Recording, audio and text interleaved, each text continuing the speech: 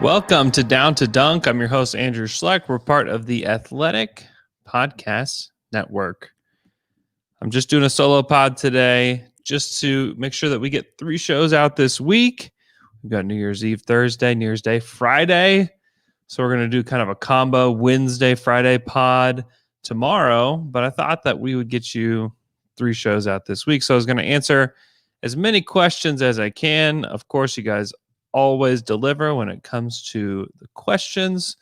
Be sure to also ask questions in the chat. If you're watching live on YouTube, be sure to ask questions because I'll be looking at them. And thanks for subscribing. And if you haven't subscribed to our YouTube channel yet, just go to YouTube, search Down to Dunk, and hit that subscribe button. We would appreciate that very much. Let's go to the Twitter questions. First question comes from at Brian Nix, my neighbor growing up, Brian Nix. Our starting lineup is TG to T, too good to tank. If they just trade one of Horford or Hill, does that make us just bad enough to tank? You know, I think that it probably does, because what's really working for the starting lineup is just the fact that they are all kind of glued together in a way.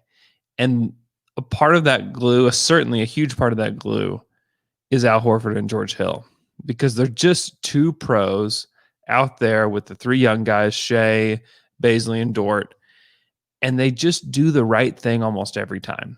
They're taking the right kinds of shots. They're making the right kinds of passes. Horford is setting great screens. Horford is spacing for the team. George Hill is spacing for the team. They've been outstanding. Now, Horford's going to be the tough one to deal, because if you just take a look around the league, there's not a lot of landing spots that makes sense. And the landing spots, his ultimate landing spot may not make total sense. I would have never, ever picked the Pelicans to be a team to trade for Steven Adams. I would have never thought that would be a thing, but it was. And I think Steven is doing really great stuff with Brandon Ingram, and we actually get to see that this week against the Thunder. But man, George Hill is a great spacer. He's a really good passer. He was ferocious last night. We obviously are going to talk about Lou Dort and how good he was last night, but George Hill was fighting for the basketball over and over and over again and hitting shots. I mean, he's shooting 50% from 3 on 4 of 8 from 3 on the season. So obviously this is all small sample size theater, but he's been super good for the Thunder, and he's their guy, like their designated free throw shooter, and he serves some pretty big purposes out there. And if you just trade him, then who are we talking about sliding in place of him? Do you move Dort over and throw in Hami? You throw in Kenrich Williams? I don't think you throw in Maladon, but maybe you do. The choices aren't great. Then you're talking about digging in deep to the bench. Do you play Justin Jackson? I don't know. I don't know. Does Darius Miller play? I don't know. We're talking, it'd be a different team. It'd be quite a different team, because the downgrade from George Hill to a Hamidou Diallo or to a Kenrich Williams is pretty significant. So I do think that even if it's just that one, would really help. Obviously, you would, if you really want to tank, you want to trade both. You want to get them both out of here. But I do think that just getting George Hill out of here would change things enough, because the starting lineup is really good. I was talking with Royce Young about this at the game last night. The starting lineup is really good, but the bench is so bad, and that is going to help them lose games like that. If they just had one more guy, just one more, the caliber of like a George Hill, maybe if it was even just that Trevor Ariza is here and he's playing, he could be that one more guy. They win that game. When they blow out the Hornets and they win against Utah last night. They just need that one more guy. But the fact that you're playing all these kind of hodgepodgey guys off the bench, it really does help this team kind of get to where they want to go. And, the team, the franchise, the front office, it helps them get to where they want to go. The team itself and the coaching staff, the players, they want to win. It is clear. That team is playing incredibly hard. This is from Sticky Wizard 00. A few weeks back, I submitted a question about SGA being too good to tank. You said not to worry. So my question is, what's the second biggest lie you've told? SGA has been good. He's been really good. In 2 games, he has averaged 23.5 points, 8 assists, 5 boards, shooting 53% from 2, 15% from 3. You think he's 2 of 13 from 3. So obviously not a great start shooting the 3 ball, but he's played really, really well. And I still don't think that I do think that Hill and Horford are really propping up this team right now. And they're playing super hard. And I don't know how sustainable really any of that is. And I would still stand by my statement that SGA on his own is not too good to tank. At Benelphin King wants to know, are there any fan bases panicking already? I think the number one panic fan base is probably the Wizards. They're 0-3. They brought in Russell Westbrook. They're very excited.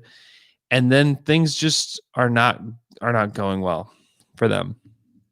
And they're losing their fourth quarters have been atrocious. And there's some bright spots, like Denny Avdia looks pretty good. And Bradley Beal obviously is great. And Bradley Beal is really the center of the worry, right? Because Brad Beal could leave. He could ask out. And there would be tons of people lining up to trade for him. There may be more teams lining up to trade for Beal than there would be for Harden, just because of the off-the-court stuff and the age factor as well. So Bradley Beal really holds all the cards for this team. And if they start, I think Fred Katz said this on the Athletic NBA show, which you should listen to. It came out this morning. I produced it. He said, if they start 7-15, then you start to worry, because this team does not have a super long shelf life outside of Bradley Beal. So there's definitely some panic there. Where else could there be? I mean, Houston is another one where they're 0-2. They want to keep James Harden. They've been super terrible. Golden State, full-time panic mode. They're right now in 2 games, their opponent's points per game, 130. 130. It's the worst in the league. They've been super terrible. Turns out Kelly Oubre, not close to Klay Thompson. Not even close at all. So to me, those are probably teams that are panicking. Other than that, like the Lakers 2-2, they'll be fine. The Clippers losing by 50. Paul George doesn't think it's a big deal. Of course he doesn't. Paul George doesn't think anything's a big deal. Just the way that Paul George functions. Oh, let's go over to the chat real quick. Greetings from Germany. Wow, the Fluky. Thanks for joining. Paul Eng from the Philippines. Thank you so much. Darius Stan from Oklahoma. Thank you for joining. We've got Penny joining. What's up, Penny? Really great. From Norway. Greetings from Norway. My goodness. Lars Aya. Wow. Thanks so much for joining in the chat and on YouTube. Hello from Brazil. Wow. It's unbelievable. Let's see. James Anderson at 405 Fan wants me to rank these teams currently. There's a lot of teams there, James. OKC, Charlotte, Chicago, Golden State, Detroit, Washington, Memphis, and the Knicks. This is just you're trying to get in my head here, James. I think OKC, as constructed, is probably better than all those teams, especially with John Morant going down in Memphis, because the Knicks stink. Actually, I would still probably put Washington above OKC. I think they have a higher ceiling, and they are going to maybe even add pieces as they go. So I'll say Washington, even currently. I'll say Washington over OKC. Charlotte stinks. I know they beat the Nets. Cool. Don't believe it. Chicago stinks. Golden State stinks. Detroit stinks. So, yeah, they have a ways to go. Now, if they do trade Horford and Hill, then we're talking a different conversation. But yeah, the OKC is probably better than all those teams, but maybe Washington. But they defend better than Washington. They defend a lot better than Washington. So maybe that's a problem. Jacob from Slovenia. Wow. Morgan from Georgia. Evan McDonald from Portland, Oregon. Up there with my guy, Al Baby Cakes. Okay, let's go back to Twitter. This is from Evangelo. Could Lou Dort win Defensive Player of the Year 1 year? I think the answer is yes. He definitely could win it in a season, especially if the Thunder can get back to contention in the next 4 years or so, because it's unlikely that you can win Defensive Player of the Year on a team that's not like a top 5 team in the NBA. Now, if the Thunder could climb back up there and become a top 5 team in the NBA, let's say they get a nice draft pick in 21 and 22, they're able to put together some trades, and you're suddenly just this great team. And Lou Dort locked up Donovan Mitchell for 42 minutes in that game, completely locked him up. He was incredible. And there was a lot of possessions where Donovan Mitchell was passing out, didn't want anything to do with Lou Dort. Now, when it came time to win, Donovan Mitchell, he stood up and he took that mantle, which is great. It's good. That's what you should do. But could he win it one day? I think it's certainly possible. I also think that like all defensive second team is a possibility for him this year. He's just competing at a super high level, and he's a really interesting personality. I don't think he's terribly dissimilar to like a Kawhi Leonard when it comes to personality, and in that he is quiet and he likes to lead by example, and he likes to lead with the energy that he plays with. Now, hopefully he does become, actually, I just take it all back. Hopefully he becomes the level of player that Kawhi Leonard is. I don't think that's going to happen. But man, he really did some surprising stuff last night. Really did. His 26 points, which is a career high, which, I kind of don't like how you separate the playoffs and the regular season, because it's really not a career high. The dude scored 30, but when it comes to how the NBA does all this stuff, yes, career high 26 points. And he shot the ball with confidence. And that's the thing with him, is that he continues to remain confident, which will be the number one factor for him on the offensive end, is if he can keep his confidence, because he will have nights where he goes 0 of 7. He's already had an 0 of 6 night in the preseason. He's going to have bad nights. It's just the way his shot is just, it's going to have a lot of variance to it. And so that will continue to go. But if his confidence doesn't wane, he could be a really special player. And the Thunder have him locked up on what's a ridiculous contract. At Hun OKC fan, greetings from Hungary. Wow, we got people just all over the world. This is amazing. What do you guys think? What was the worst or best record for the Thunder to have a legitimate shot at the first pick in the draft next year? Thanks. Well, this is where the flattened lottery odds really screw with everything, because the Thunder don't have to be Knicks bad. They don't have to be Detroit bad. They can have the 7th or 8th worst record in the league and still get the number 1 pick, because the worst record in the league only has a 14% chance of getting it. 14% isn't great. It's better. It's the best you can get.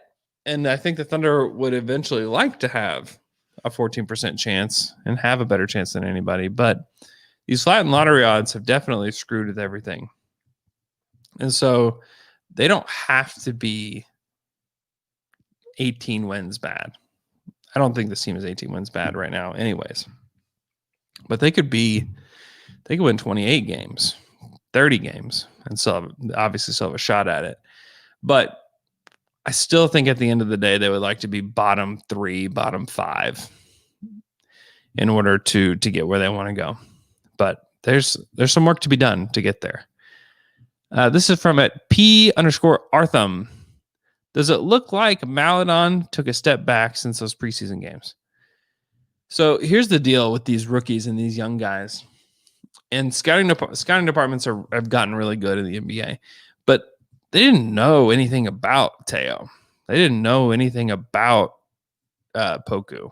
And both those guys look like they've taken a step back, but the truth is, one, they just played a really good team, the Utah Jazz, last night, who really know how to use their length and athleticism versus playing the Spurs, who are not a great team, or the Bulls, who are not a great team. And so young guys with inexperience are going to look like that against bad teams. Now, good teams, they're going to struggle because, one, Maladon and Pokusevski have not played against this level of competition in their whole life. And to adjust to that is going to take some time. So I wouldn't say that they've taken a step back. I would say that the team they played took a step up.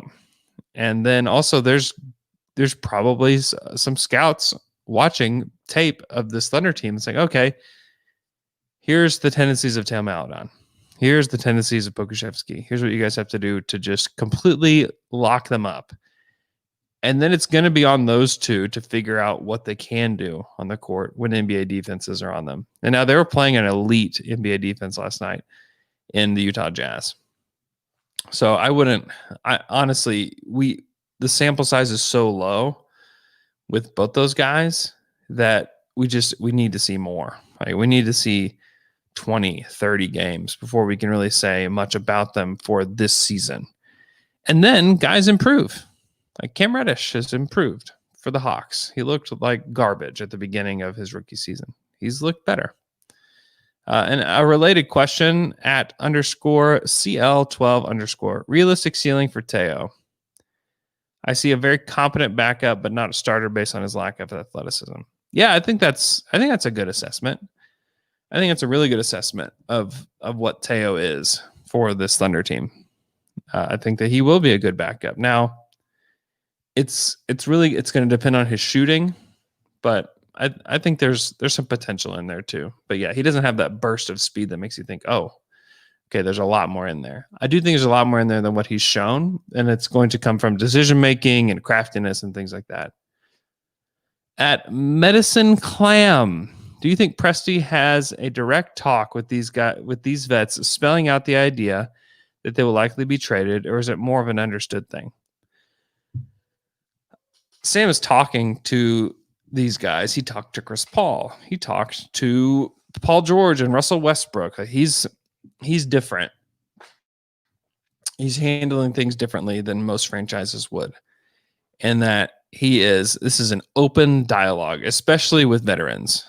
And George Hill and Al Horford don't have necessarily what like Chris Paul, Russell Westbrook, and Paul George had when it comes to stardom, but like those are important veterans in this league. They've been around a long time. They know everybody, and it's important to the Oklahoma City Thunder franchise to treat them with respect.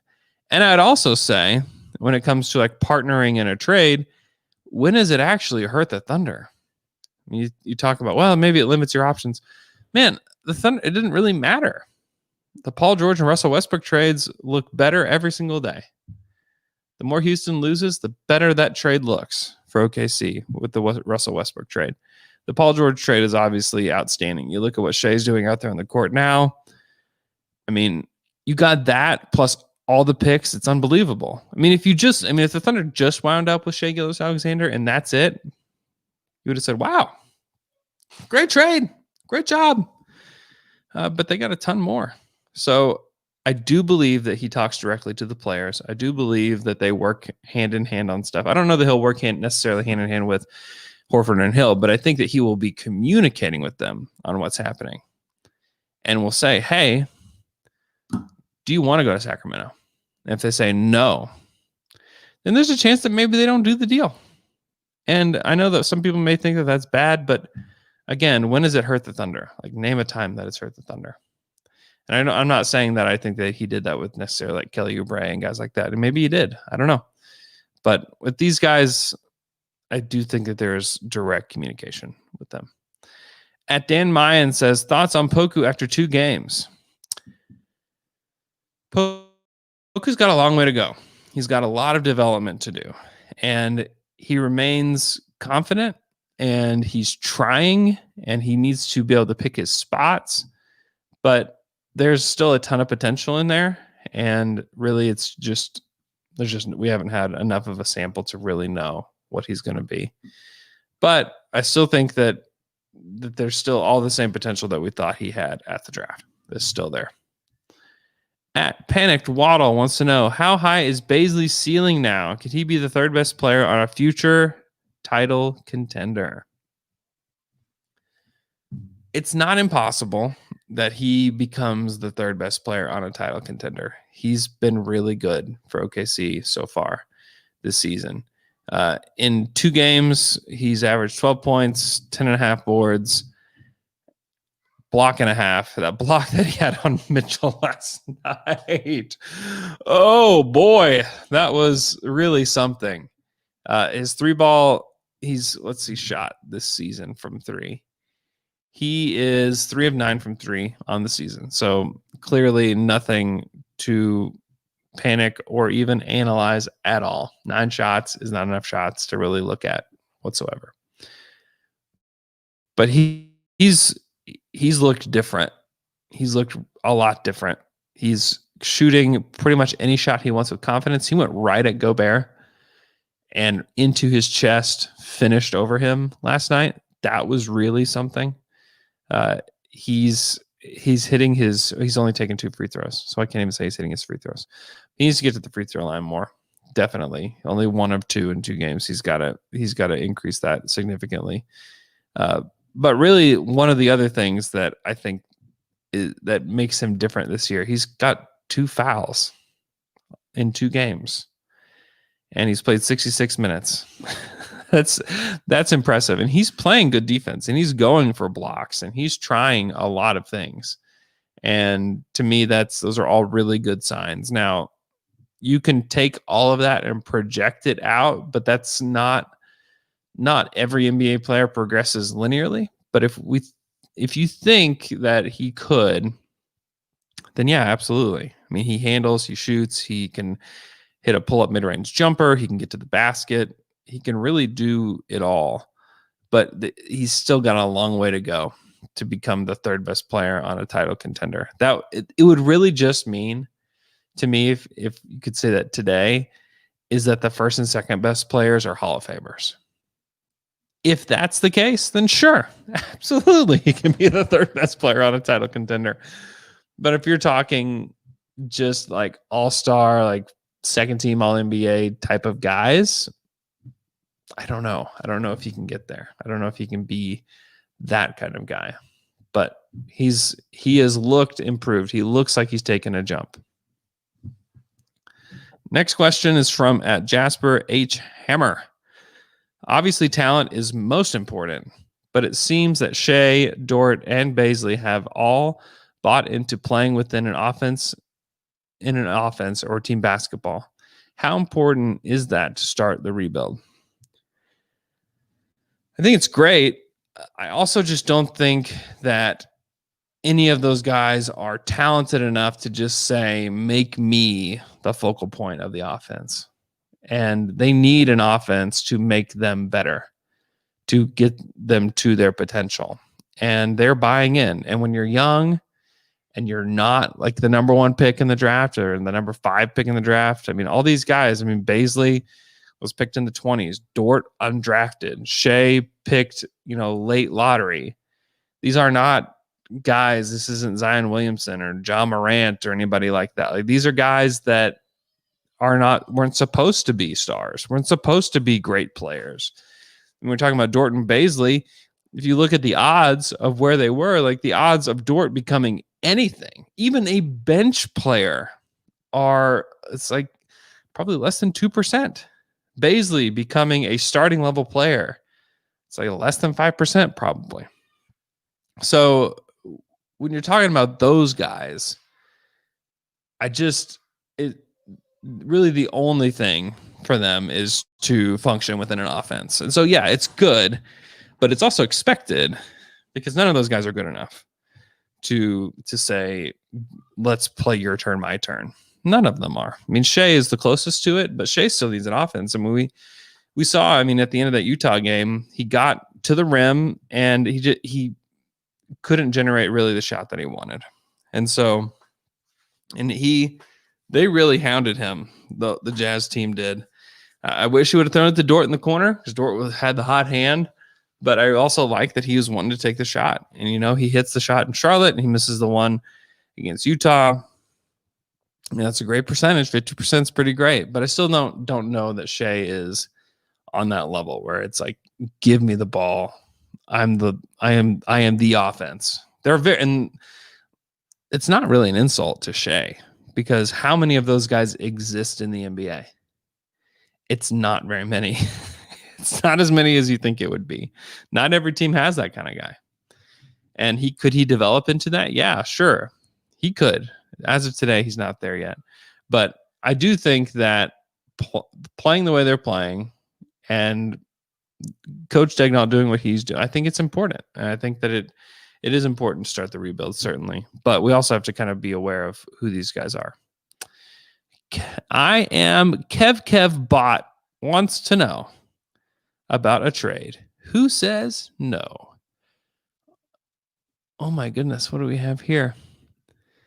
Oh, he's got two pictures here. It's a 3-team trade with the Thunder acquiring Julius Randle, Dennis Smith Jr., Kevin Knox, and a first-round pick from Dallas in 2021. That's kind of gross. The Knicks get James Harden and PJ Tucker, and then the Rockets receive Trevor Ariza, Al Horford, George Hill, and then a boatload of first-round picks from the Knicks. I just don't know. I mean, it is the Knicks. I mean, they're 2021 first rounder from the Clippers, 2021 Knicks pick, 2023 Knicks pick, 2025 Knicks pick, then 2023 Dallas pick from round 1 from the Porzingis trade. What else do you have on that Knicks team? I just don't know. And then for the Thunder, Julius Randle, Dennis Smith, Kevin Knox, Dallas's first round pick in this draft. I really don't want anything to do with Dennis Smith or Kevin Knox. I just don't think either of them are very good or would be good for the culture. Kevin Knox is probably fine. He's probably neutral. Dennis Smith, I just don't want him taking minutes from anybody. I'd rather have Maladon. Really? Randall's another higher usage big. Yeah, I don't know. It doesn't, obviously none of that really matters. It doesn't really matter. I mean, you're losing Horford, so maybe you throw in Randall, but yeah, I don't know. I feel like maybe the Thunder could even do better than that overall. So I'd say no. I would say no if I'm the Thunder for sure. If I'm the Rockets, yeah, I think I'd do that 100%. You get that many first round picks for that many first round Knicks picks. I mean, yeah, I think that's something that you probably need to do. Although they do want a young blue chip type of player, and that player is not in this trade for them. And so they may even say no to that because they really do. They really do want a young blue chip player. I mean, would you rather have that or Ben Simmons? I think there's definitely an argument that you'd rather have that many picks from the Knicks for sure. But then I think that there's also, just depending on what the front office thinks, you may just rather have Ben Simmons and just hope that the 76ers cough up a little bit more. Maybe they will. Who knows? At lowercase Ryan, are the Nuggets this decade's Thunder? Amazing players that will never quite reach a title, and their fans will always wonder, what if? I don't think so. I don't think this Nuggets team is nearly as good as the Russell Westbrook, Kevin Durant Thunder. I don't even think it's close. I think they're good, though. I think the Nuggets are good. I think Jokic has been balling out. He's on my fantasy team. He's been balling out. So that's great. But yeah, I don't think that they're definitely a what if team. I think they probably outperform what people thought they would last year with beating the Clippers. So I think that, they're trying hard. Small market, trying hard. Denver's not exactly a small market, but you know what I mean. Keithan Faber wants to know, since I've already convinced myself that OKC will have picks 1 and 5, who are your targets at 5? Oh, holy moly. It's honestly, it's too early for that, but we can talk about guys that we like in the draft. Let me pull up a current mock draft and see where people are going, and then we can certainly discuss it. So Cade, Jalen Suggs, Evan Mobley kind of seem like the top 3 guys, at least today. Those guys are unbelievable. You would be pumped and jacked to get any one of those guys. I don't care. I know the Thunder they're playing Shea as the point guard. But if you have a chance to get Suggs, who is 6'4", he's not a small guy. And then Cade Cunningham, obviously 6'8", point guard, monster beast, man. Then yeah, you take him. And then Evan Mobley. Talking about positionless basketball, he and Baisley and Dort and Shea, I mean, holy moly. I would be super excited about that. But those are top 3. So if they can get the 5th pick, who do we like? You know, these guys with the G League select team, the Jalen Green and Jonathan Kuminga guys, are highly intriguing. And so if you basically can just sit back and get one of them in this draft, and you can sit back and you can take Kuminga, who's this 6'8" monster, 18-year-old, yeah, or Jalen Green, who people think very highly of, it's probably one of those guys.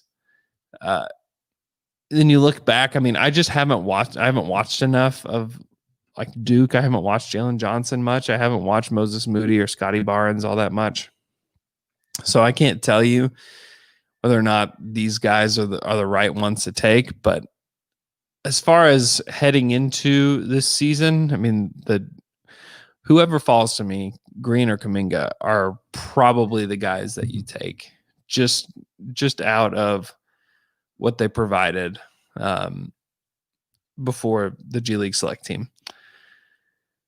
So let's see. At Oggs, Armento wants to know about Coach Degnault. My thoughts on Degnault so far. I think he's been great. I feel like I've mentioned that some, so I won't spend a lot of time on that. But yeah, I think he's done a really good job. At @Yount_15, Duche, Dort, and Baisley all have legitimate shots to win MIP. Probably not. Probably just Shea. At Tan Newman, ask, who do you see being a better player in 3 to 4 years from now? Teo or Poku? Poku definitely has the higher ceiling. Teo has the higher floor. I would probably go with Teo just because the path is much, much easier for Teo. At Tanking Thunder, if Lou Dort was a free agent today, what do you think is a fair contract for him? At this point, he seems underpaid. Yeah, definitely underpaid. Maybe 3 years, $24 million. How about that? A lot more than he's got now. At Thunder_Dad. Dort almost broke 30 again. Thoughts? I was surprised. It was very surprising. Almost as surprising as me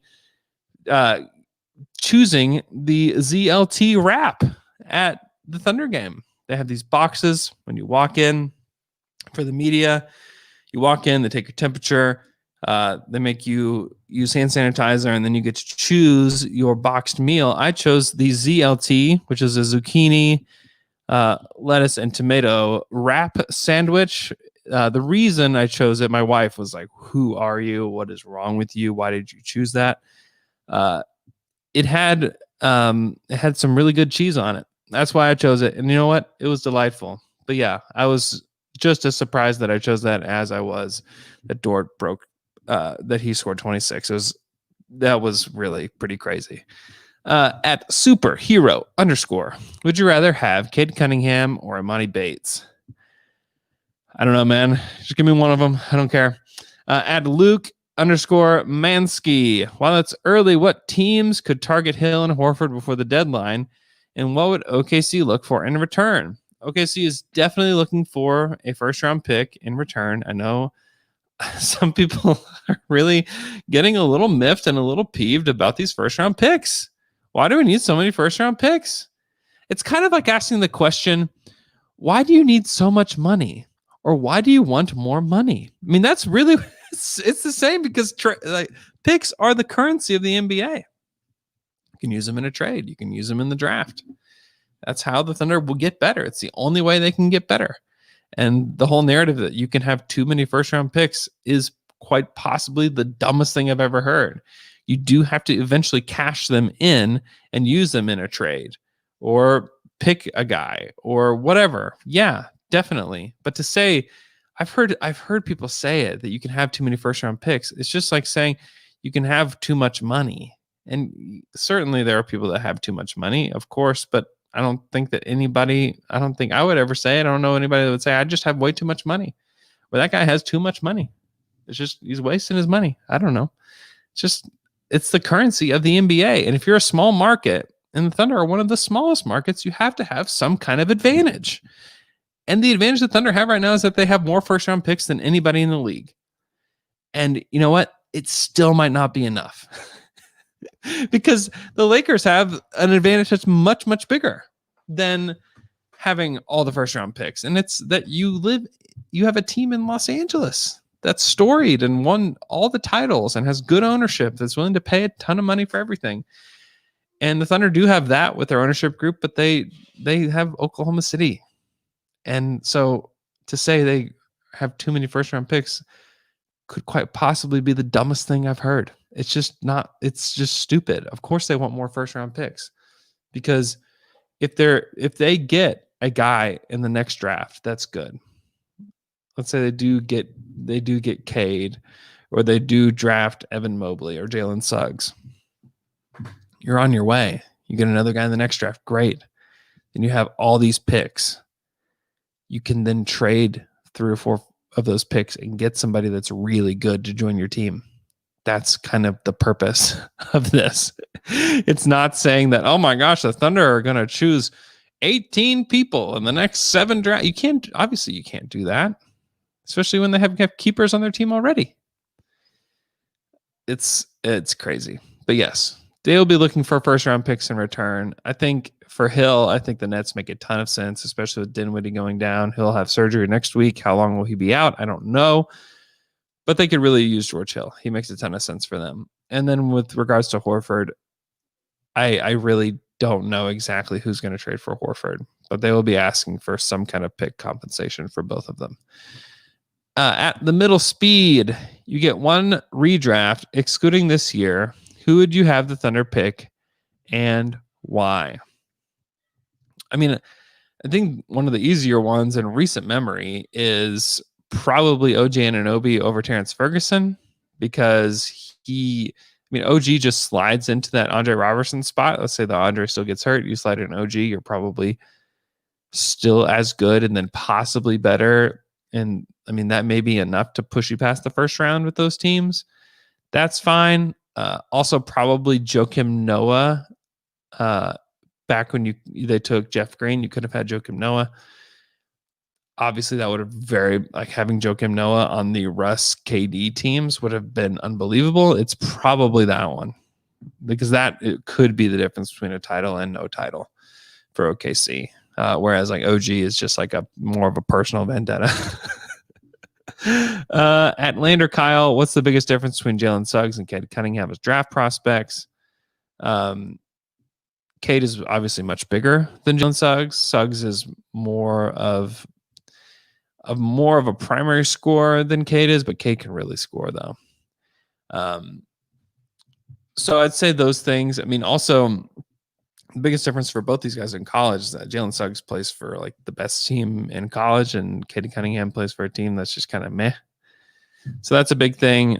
Suggs is an outrageous passer. I think that Cade's got a little bit of work to do there. And then Cade is just a commanding leader.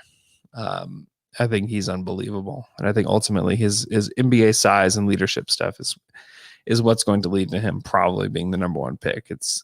He's really special in that regard. At Boy Yami, how good would the KD era teams be if they had a guy like Dort? Well, they had Andre Robertson, and obviously Andre doesn't do what Dort does on the offensive end, but yeah, he would have helped. But really what would have really helped is not having injuries year after year. At Fanatic _OKC, do you think Dort can be a 15 to 13 point per game score in a couple of seasons. It's possible, but probably unlikely. At Keithan Ferber, again, wants to know how many of Hill, Horford, or Ariza are still on the roster after the deadline and how many picks did the Thunder add by then. I would say Horford is still here. The other two are gone. They add 2 picks. At Tyler K. Field, games his team wins if Horford or Hill are not traded. 31 games. At Q Seahawk 88, who should the Thunder send to be on stage for the NBA draft lottery that will give us the best luck? Clearly, it's Lou Dort. At James Murray 69, is Lou Dort an all-star? Of course he's not. At Kyle Panabaker wants to know, is Al Babycakes really anti-tanking? Reading his tweets and trying to determine if he's being sarcastic or serious against tanking. He's being totally sarcastic. At corner Trey 3, is it time to give up on the Warriors' first-round pick, a top 20 protected, and begin to root for the Warriors and Wolves to tank since OKC would receive both their second-round picks? Yes. At Up to Ask, I saw somebody post that Dort warms up defensively while everyone else runs shooting drills. Can you elaborate on what you see in the arena? Is he really that much of a psycho? The opposing team has to be watching him practicing steals and thinking, oh no. I do see him shooting, but I don't know. I don't know how you warm up on defense. So you're just like running laterally. I don't know. I haven't really seen that. I'll look for it next time. At Raunik_Jr., do you think Dort could actually average 15 points per game while playing elite defense? It's only been 2 games, but he's on a 20-point per game right now. He drove past Gobert with ease the other night, and his jump shot mechanics look decent. I think it's unlikely that he averages 15 points per game. It would be super cool. Maybe he exceeds the expectations, but I think it's unlikely. At Punder Up, how are you emotionally preparing for Steven Adams' return to the peak on Thursday? Feels more like Russ in DC than Russ in Houston on the good for him scale, but still seeing him doing stuff Steve-O does against the Thunder is going to tug at the old heartstrings. I agree. It's going to be super weird. He's doing tons of, I watched their last Pelicans game, and he's doing tons of Steven Adams-y things. He's setting great screens. He's really just doing all the dirty work for him. But yes, it's going to be, a little bit painful to see him in that uniform in OKC. I don't like it. I don't like it at all. Going to go to the chat now. Back to the chat. I have been off the chat this whole time. XG Graphics says Giannis over Adams. Yes, that was a dumb oversight by me. Yes, that is clearly what you would want, is having Giannis over Steven Adams, because you'd still possibly have Giannis. Let's see. Do you think Dort could average 15 points per game? Everybody wants to know that. I think the answer is no. Let's see. Anything else? 405 fan says that he likes Kuminga. Let's see. Sorry, I've completely slowed down. Hi from Greece. Hey, Christos. Thanks for joining again. Would I rather have Evan Mobley or Jalen Suggs from at MWeb? That's a great question. I might rather have Evan Mobley just because the ceiling of a guy at his size that can do all those things is just, honestly, it's too intriguing for me to pass up, because the thought, and it's unlikely that this would happen, just the thought of having Poku, Baisley, and Mobley as your front court, it's too intriguing. I would have to do it. I would just have to do it. Baisley scored 0 points in 19 minutes last year in his first game. He's so much better. They will get much better. Yeah, I agree. He's been incredible. Let's see. Yeah, that's great. Hello from Philadelphia, Jihad Jasper. Thanks for joining. Christian from Colorado Springs. Thanks for joining. You guys are great. Just wonderful getting to chat with you guys today. Thanks for all the questions. Thanks for joining me in the chat. Penny Skiller wants to know, have I had cereal yet today? She's asking the big questions. This will be our final question. I have not eaten cereal today. So Christmas morning here at the Schlecht household, we have just the most giant breakfast, including like a delicious egg casserole and bacon. Like we had candy bacon with nuts on it. It was outrageous. Little Smokies wrapped in bacon, put into a crock pot with brown sugar, just melted on. It's just unbelievable. We've got just all kinds of cinnamon rolls and stuff like that. So I think we finished off actually to the last of the leftovers of that today. So back to the cereal grind tomorrow. Back to the Wednesday pod tomorrow. Hope you guys have a great rest of your day. And we will talk to you again tomorrow morning.